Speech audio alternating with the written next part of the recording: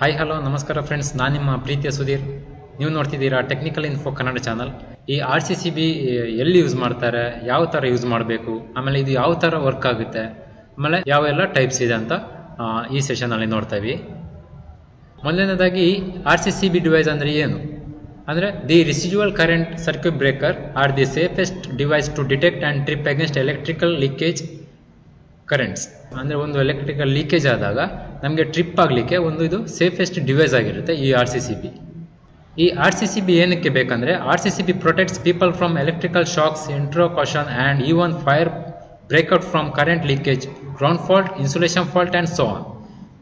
ಅಂದರೆ ಈ ಇಕ್ವಿಪ್ಮೆಂಟಲ್ಲಿ ಏನಾದರೂ ಲೀಕೇಜಸ್ ಆದರೆ ನಮ್ಮದು RCCB ಟ್ರಿಪ್ ಆಗಬೇಕು. ಇವಾಗ ಏನಾದರೂ ಅರ್ತ್ ಲೀಕ್ ಅಂತ ಹೇಳಲ್ಲ, ಇದರಲ್ಲಿ ಲೀಕೇಜ್ ಕರೆಂಟ್ ಅಂದರೆ ಅನ್ಬ್ಯಾಲೆನ್ಸ್ ಕರೆಂಟ್ ಒಂದು ಸರ್ಕ್ಯೂಟಲ್ಲಿ ಅಂದರೆ ಫೇಸ್ ಆಮೇಲೆ ನ್ಯೂಟ್ರಲ್ ಇರುತ್ತಲ್ಲ, ಅದರಲ್ಲಿ ಅನ್ಬ್ಯಾಲೆನ್ಸ್ ಕರೆಂಟ್ ಆದಾಗ ಈ ಡಿವೈಸ್ ಟ್ರಿಪ್ ಆಗೋದು. ಈ ಡಿವೈಸ್ಗೆ ಕನೆಕ್ಟ್ ಯಾವಾಗ ಮಾಡ್ತೀರಾ ಫೇಸ್ ಆಮೇಲೆ ನ್ಯೂಟ್ರಲ್, ಅದರಲ್ಲಿ ಅನ್ಬ್ಯಾಲೆನ್ಸ್ ಇದ್ರೆ ಮಾತ್ರ ಇದು ಟ್ರಿಪ್ ಆಗೋದು. ಇದು ಯಾವುದೇ ಗ್ರೌಂಡ್ ಫಾಲ್ಟಿಂದ ಟ್ರಿಪ್ ಆಗೋದಲ್ಲ, ಬದಲಾಗಿ ಇದು ಅನ್ಬ್ಯಾಲೆನ್ಸ್ ಕರೆಂಟಿಂದ ಟ್ರಿಪ್ ಆಗೋದು ಈ ಡಿವೈಸ್.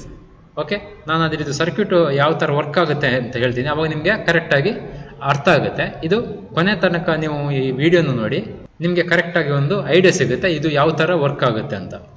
ಓಕೆ, ಈ ಡಿವೈಸ್ ಯಾವಾಗಲೂ ಒಂದು MCCB ಸರ್ಕ್ಯೂಟ್ ಒಂದು 4-5 ಸರ್ಕ್ಯೂಟ್ ಇದ್ದರೆ ಅದಕ್ಕೆ ಈ ಮೊದಲನೇದಾಗಿ ಅಂದರೆ ಮಾಸ್ಟರ್ ಆಗಿ ಇದನ್ನು ಯೂಸ್ ಮಾಡಬೇಕು. ಅಂದರೆ RCCB ಫಸ್ಟ್ ನೀವು ಯೂಸ್ ಮಾಡಿ, ಅಲ್ಲಿಂದ ಆಚೆಗೆ ಇದು ಸೀರೀಸ್ ಆಗಿ ನೀವು ಬೇರೆ ಲೋಡ್ನ ಕನೆಕ್ಟ್ ಮಾಡಬೇಕಾಗುತ್ತೆ.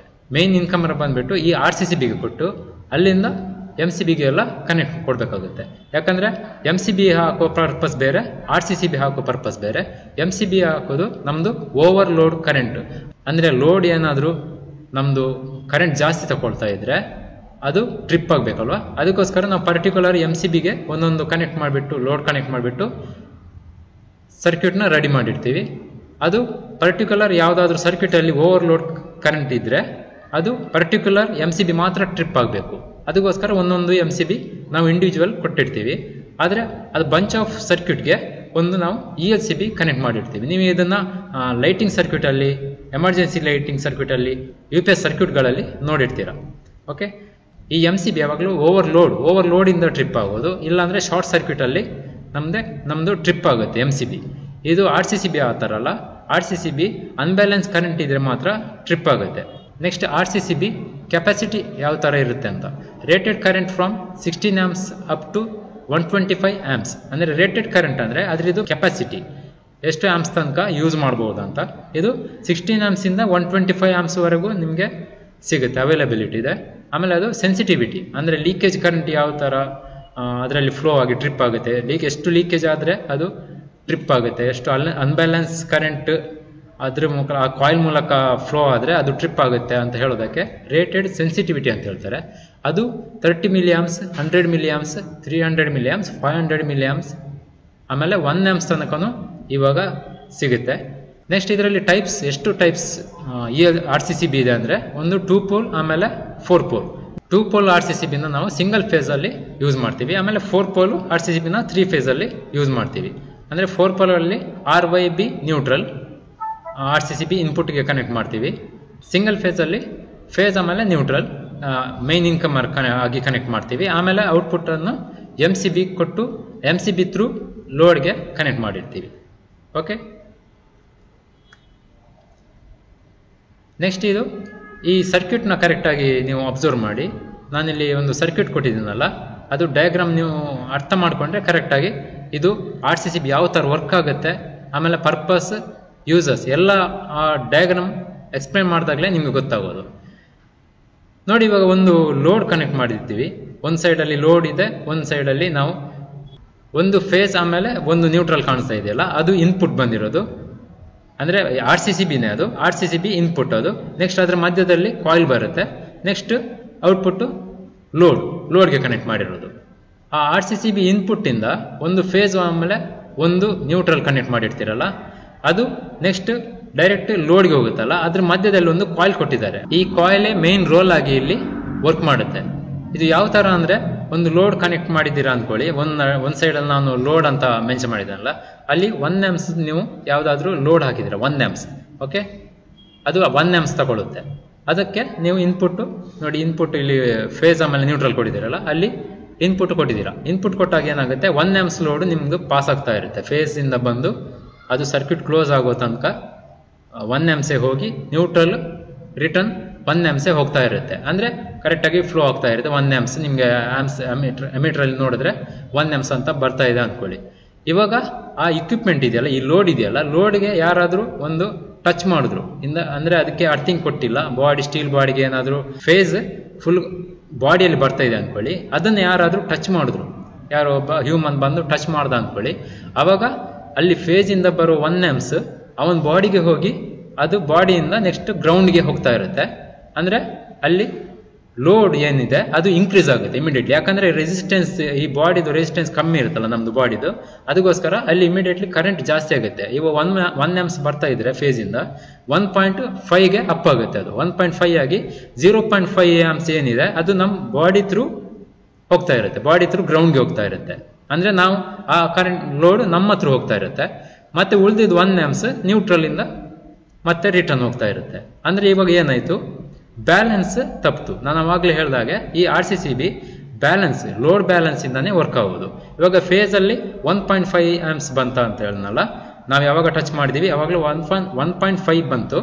ನೆಕ್ಸ್ಟ್ 0.5 ನಮ್ಮ ಬಾಡಿಯಿಂದ ಗ್ರೌಂಡ್ಗೆ ಹೋಗ್ತಾ ಇದೆ, 1 amps ನ್ಯೂಟ್ರಲಿಂದ ಹೋಯಿತು.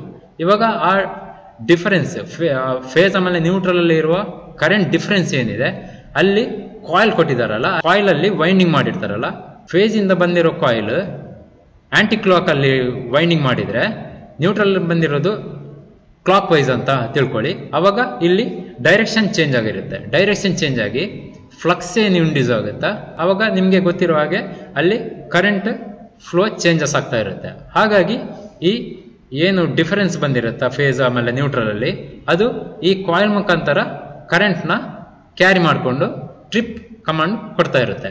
ಅಂದರೆ ಇವಾಗ ತಿಳ್ಕೋಬೇಕು, ಯಾವಾಗ ನಿಮ್ಮದು ಬ್ಯಾಲೆನ್ಸ್ ಆಗಿರುತ್ತೆ ಈ ಕರೆಂಟ್ ಫೇಸ್ ಆಮೇಲೆ ನ್ಯೂಟ್ರಲಲ್ಲಿ, ಈ ಇಕ್ವಿಪ್ಮೆಂಟ್ ಯಾರು ಮುಟ್ಟಿಲ್ಲ ಅಂದ್ಕೊಳ್ಳಿ, ಕರೆಕ್ಟಾಗಿ ವರ್ಕ್ ಆಗ್ತಿದೆ ಅಂದ್ಕೊಳ್ಳಿ, ಅವಾಗ 1 amps ಹೋಗ್ತಾ ಇದೆಯಲ್ಲ, 1 amps ಹೋಗಿ ಫೇಜಿಂದ ಹೋಗಿ 1 amps ನ್ಯೂಟ್ರಲಿಂದ ಬರ್ತಾ ಇದೆ ಅಂದ್ಕೊಳ್ಳಿ, ಅವಾಗ ಇದರಲ್ಲಿ ಕರೆಕ್ಟಾಗಿ ಒಂದು ಸರ್ಕ್ಯೂಟ್ ಕರೆಂಟ್ ಫ್ಲೋ ಆಗ್ತಾ ಇರುತ್ತೆ. ಅವಾಗ ಇಲ್ಲಿ ಈ ಕಾಯಿಲಲ್ಲಿ ಏನಿದೆಯಲ್ಲ ಅಲ್ಲಿ ಕರೆಂಟ್ 0 ಇರುತ್ತೆ. ಯಾವಾಗ ಇದು RCCB ಟ್ರಿಪ್ ಆಗುತ್ತಾ ಅವಾಗ ಅಲ್ಲಿ ಈ ಕಾಯಿಲಲ್ಲಿ ಕರೆಂಟ್ ಇಂಡ್ಯೂಸ್ ಆಗಿದೆ ಅಂತ ಲೆಕ್ಕ. ಅಂದರೆ ಎಲ್ಲೋ ಲೀಕೇಜ್ ಆಗಿದೆ ಅಂತ ಲೆಕ್ಕ. ಯಾರು ಇಕ್ವಿಪ್ಮೆಂಟ್ ಟಚ್ ಮಾಡಿಬಿಟ್ಟು ಅಲ್ಲಿ ಯಾರು ಇಕ್ವಿಪ್ಮೆಂಟ್ನ ಟಚ್ ಮಾಡಿಬಿಟ್ಟು ಅವರಿಗೆ ಶಾಕ್ ಹೊಡೆದು ಅಲ್ಲಿ ಟ್ರಿಪ್ ಆಗಿದೆ ಅಂತ ಅರ್ಥ ಮಾಡ್ಕೊಳ್ಳಿ. ಇಲ್ಲಾಂದರೆ ಎಲ್ಲೋ ಗ್ರೌಂಡ್ ಫಾಲ್ಟ್ ಆಗಿದೆ, ಅಂದರೆ ನಿಮ್ಮದು ಫೇಸ್ ವೈರ್ ಏನಿದೆಯಾ ಅಲ್ಲಿ ಗ್ರೌಂಡ್ಗೆ ಕನೆಕ್ಟ್ ಆಗಿ ಲೀಕೇಜ್ ಆಗ್ತಿದೆ ಅಂತ ಲೆಕ್ಕ. ಅದಕ್ಕೋಸ್ಕರ ಅದು ಟ್ರಿಪ್ ಆಗ್ತಾ ಇರುತ್ತೆ. ಅಂದರೆ ಇಲ್ಲಿ ಮೇನ್ ರೋಲ್ ಏನಿದೆ ಈ RCCBಯಲ್ಲಿ, ಅದು ಸೆನ್ಸಿಂಗ್ ಕಾಯಿಲಲ್ಲೇ ಇರೋದು ಅಂತ ನಿಮ್ಗೆ ಇವಾಗ ಒಂದು ಐಡಿಯಾ ಸಿಕ್ತು. ಅಂದರೆ ಸೆನ್ಸಿಂಗ್ ಕಾಯಿಲಲ್ಲಿ ಯಾವಾಗ ಕರೆಂಟ್ 0 ಇರುತ್ತಾ ಅವಾಗ ಕರೆಕ್ಟಾಗಿ ನಮ್ಮ ಸರ್ಕ್ಯೂಟ್ ಕರೆಕ್ಟ್ ಆಗಿದೆ. ಓಕೆ, ಇವಾಗ ಇದನ್ನು ಯಾವ ಥರ ನಾವು ಮೇಂಟೈನ್ ಮಾಡಬೇಕು. ಆ್ಯಕ್ಚುಲಿ ಈ RCCBನ ನಾವು ಮನೆಯಲ್ಲಿ, ಇಂಡಸ್ಟ್ರಿಯಲ್ಲಿ ಎಲ್ಲ ಯೂಸ್ ಮಾಡೋದು ಈ ಹ್ಯೂಮನ್ ಪ್ರೊಟೆಕ್ಷನ್ಗೋಸ್ಕರ. ಯಾರಿಗೂ ಶಾಕ್ ಹೊಡಿಬಾರ್ದು, ಯಾವುದೇ ಇಂಜುರಿ ಆಗಬಾರ್ದು ಅಂತಾನೆ ಇದು RCCB ಯೂಸ್ ಮಾಡೋದು. ಅಂದರೆ ನೀವು ಮನೆಯಲ್ಲೂ ಇದು ಕಂಪಲ್ಸರಿಯಾಗಿ ಯೂಸ್ ಮಾಡಲೇಬೇಕಂತ ನಿಮ್ಗೊಂದು ಐಡಿಯಾ ಸಿಕ್ಕಿರ್ಬೋದು ಈಗ. ಓಕೆ, ಹಾಗಾಗಿ ಈ ವಿಡಿಯೋನ ಎಲ್ಲರಿಗೆ ಶೇರ್ ಮಾಡಿ, ಅವ್ರ ಮನೆಯಲ್ಲೂ RCCB ಇದೆಯಾ ಇಲ್ವಾ ಅಂತ ಚೆಕ್ ಮಾಡೋಕ್ಕೆ ಹೇಳಿ. RCCB ಇಲ್ಲ ಅಂದರೆ ಆದಷ್ಟು ಬೇಗ ಇನ್ಸ್ಟಾಲ್ ಮಾಡಿಬಿಟ್ಟು ಕರೆಕ್ಟಾಗಿ ಸರ್ಟಿಫೈಡ್ ಎಲೆಕ್ಟ್ರಿಷಿಯನ್ನ ತಗೊಂಡು RCCBನ ಇನ್ಸ್ಟಾಲ್ ಮಾಡಿಬಿಟ್ಟು ಅದು ವರ್ಕ್ ಆಗುತ್ತಾ ಇಲ್ವಾ ಅಂತ ಮಂತ್ಲಿ ಚೆಕ್ ಮಾಡ್ಬೋದು. ವರ್ಕ್ ಆಗುತ್ತಾ ಇಲ್ವಾ ಅಂತ ಮಂತ್ಲಿ ಚೆಕ್ ಮಾಡೋಕ್ಕೆ ಅದಕ್ಕೆ ಅಲ್ಲೊಂದು ಟೆಸ್ಟ್ ಬಟನ್ ಕೊಟ್ಟಿರ್ತಾರೆ ನೋಡಿ. ನೆಕ್ಸ್ಟ್ ನಾನೊಂದು ತೋರಿಸ್ತೀನಿ. ನೆಕ್ಸ್ಟ್ ನಾನೊಂದು ಫಿಗರಲ್ಲಿ ತೋರಿಸ್ತಾ ಇದ್ದೀನಿ ನೋಡಿ. ಇಲ್ಲೊಂದು ಪಕ್ಕದಲ್ಲಿ ಟೆಸ್ಟ್ ಬಟನ್ ಅಂತ ಇದೆ. ಆ ಟೆಸ್ಟ್ ಬಟನ್ನ ನಾವು ಮಂತ್ಲಿ ಟೆಸ್ಟ್, ಅಂದರೆ ಅದು ಪ್ರೆಸ್ ಮಾಡಿದ್ರೆ ಅದು ಟ್ರಿಪ್ ಆಗಬೇಕು. ಅಂದರೆ ಸಪ್ಲೈ ಇದ್ರೆ ಮಾತ್ರ ಅದು ಟ್ರಿಪ್ ಆಗೋದು. ಟ್ರಿಪ್ ಆದರೆ ಅದು ಕರೆಕ್ಟಾಗಿ ವರ್ಕ್ ಆಗ್ತಿದೆ ಅಂತ ಲೆಕ್ಕ. ಅದನ್ನು ಮಂತ್ಲಿ ನಾವು ಚೆಕ್ ಮಾಡೋ ಮುಖಾಂತರ ನಮ್ಮದು RCCB ವರ್ಕ್ ಆಗುತ್ತಾ ಇಲ್ವಾ ಅಂತ ನಾವು ಟೆಸ್ಟ್ ಮಾಡ್ಬೋದು. ಈ ಟೆಸ್ಟ್ ಬಟನ್ ಪ್ರೆಸ್ ಮಾಡಿದಾಗ ಟ್ರಿಪ್ ಆಗುತ್ತಲ್ಲ ಈ RCCB, ಅದು ಯಾವ ಥರ ವರ್ಕ್ ಆಗುತ್ತೆ ಅಂತಲೂ ಹೇಳ್ಬಿಡ್ತೀನಿ. ಈ ಫೇಸ್ ಕನೆಕ್ಟ್ ಆಗಿರುತ್ತಲ್ಲ, ಫೇಸ್ ಆಫ್ಟರ್ ಕಾಯಿಲ್ ಒಂದು ರೆಜಿಸ್ಟರ್ ಕನೆಕ್ಟ್ ಮಾಡಿರ್ತಾರೆ ನೋಡಿ. ಟಾಪರ್ ಪೊಸಿಷನಲ್ಲಿ ಒಂದು ಟೆಸ್ಟ್ ಬಟನ್ ಅಂತ ಇದೆಯಲ್ಲ, ಅದ್ರ ಪಕ್ಕದಲ್ಲಿ ಒಂದು ರೆಸಿಸ್ಟೆನ್ಸ್ ಕಾಣ್ತಾ ಇದೆ, ರೆಜಿಸ್ಟರ್ ಕಾಣ್ತಾ ಇದೆ. ಆಫ್ಟರ್ ಸೆನ್ಸಿಂಗ್ ಕಾಯಿಲ್ ಆದಮೇಲೆ ರೆಸಿಸ್ಟರ್ ಕನೆಕ್ಟ್ ಆಗಿದೆ.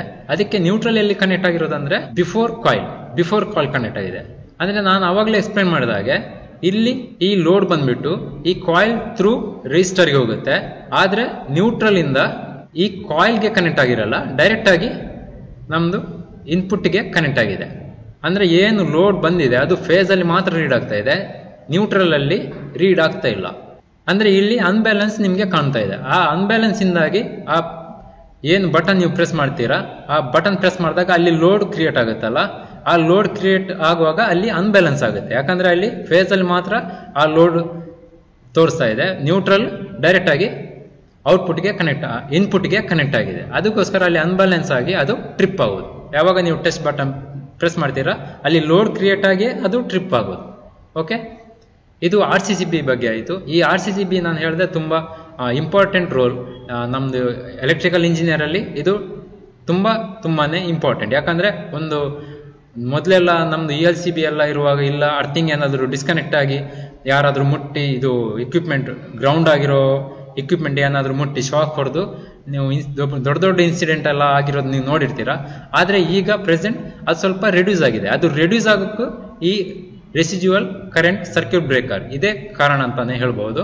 ಹಾಗಾಗಿ ಇದು ತುಂಬಾ ಮೇಜರ್ ರೋಲ್ ಪ್ಲೇ ಮಾಡುತ್ತೆ ಈ ಎಲೆಕ್ಟ್ರಿಕಲ್ ಇಂಜಿನಿಯರ್ ಅಲ್ಲಿ. ಅದಕ್ಕೋಸ್ಕರ ಈ ವಿಡಿಯೋ ಏನಿದೆ ಇದು ಪ್ರತಿ ಮನೆಗೂ ತಲುಪಬೇಕು. ಅದು ಎಲ್ಲಿ ತನಕ ಅಂದ್ರೆ ಅದು ಎಲ್ಲರೂ ಮನೆಯಲ್ಲಿ RCCB ಹಾಕಿದಾರಾ ಇಲ್ವಾ ಅಂತ ನೀವೇ ಅವರ ಹತ್ರ ಈ RCCB ಬಗ್ಗೆ ಇಂಪಾರ್ಟೆನ್ಸ್ ಏನಿದೆ ಅದನ್ನ ನೀವು ಎಕ್ಸ್ಪ್ಲೇನ್ ಮಾಡಬೇಕಾಗುತ್ತೆ. ಅಟ್ಲೀಸ್ಟ್ ನೀವು ಫೋನ್ ಮಾಡಿ ಆದರೂ ಕೇಳಿ. ಈ ವಿಡಿಯೋನ ಸೆಂಡ್ ಮಾಡಿಲ್ಲ ಅಂದ್ರೆ ಪರವಾಗಿಲ್ಲ, ಅಟ್ಲೀಸ್ಟ್ ಫೋನ್ ಮಾಡಿ ಆದರೂ ಕೇಳಿ. Okay, thank you so much.